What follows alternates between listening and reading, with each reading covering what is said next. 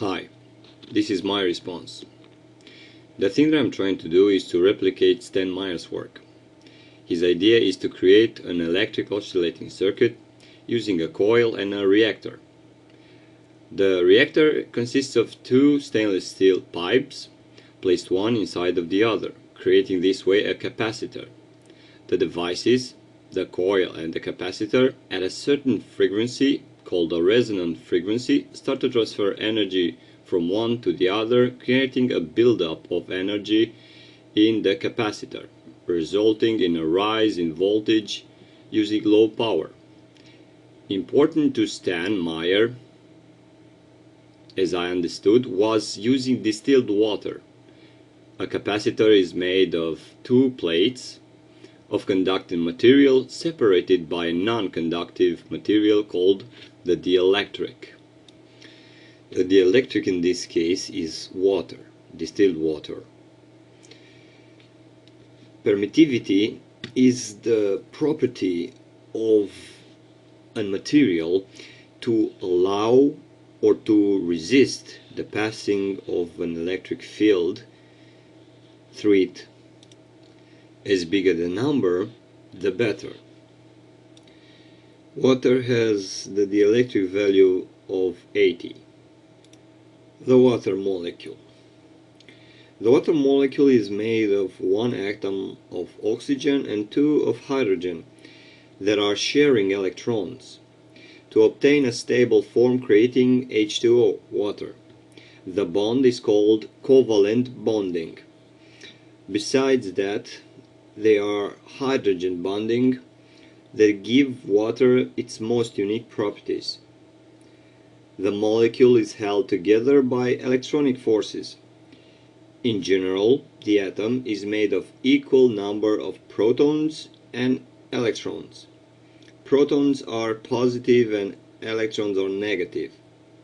As the rule, opposites attract, likewise repulse.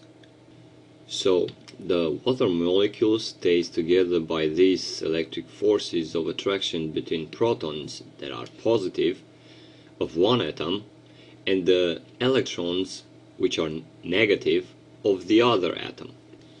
The water molecule has a dipole, meaning that it has two polarized sides.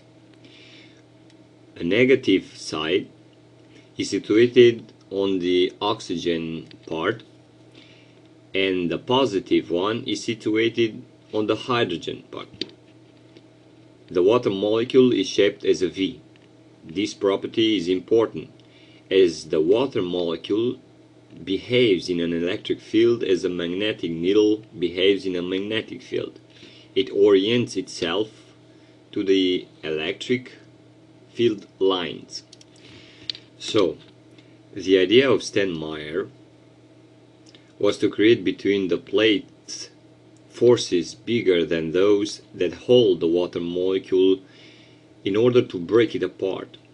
At resonance, the voltage in the capacitor grows a lot, and as a concept, it's stated that is needed 2000 volts for a 1 millimeter gap of distilled water to make it conduct and to disintegrate into the elementary components. What is needed? Well, we need a source of square impulses created easy by a circuit built with two timers 555 or any other source that lets us modify the mark and space of impulse, and most importantly, the frequency. The trick is finding the resonant frequency for a setup like this. Needed some kind of scanning or sensing device in a loop fashion, and when found, the frequency to be locked, maintained, now varying only the voltage or the mark and space of the rectangular pulse. The secret consists of the following: input source, maybe with an adjustable voltage from 0 to 35, a step-up transformer made to work at high frequencies, the ones with the ferrite cores or matte glass. Of course, not laminated iron cores. Those are made to work only at low frequencies, 50 to 60 Hertz. The secondary of the step-up transformer, as I understood, gets out maximum 105 volts, a ratio of 1 to 3, a diode, a choke, which is a coil, the capacitor, and optionally another choke. The second choke probably made adjustable for fine-tuning. This may not be necessary if the impulse source has scanning and sensing possibilities. The sensing possibility is a third coil on the core, used to detect the increase in voltage at resonance. For the charge in the capacitor to keep building up, the two circuits must be kept separated, meaning the primary circuit and the secondary circuit must be connected only through magnetic coupling to the charging circuit. The charging circuit is composed of the secondary circuit, diode, choke, capacitor, optionally another choke.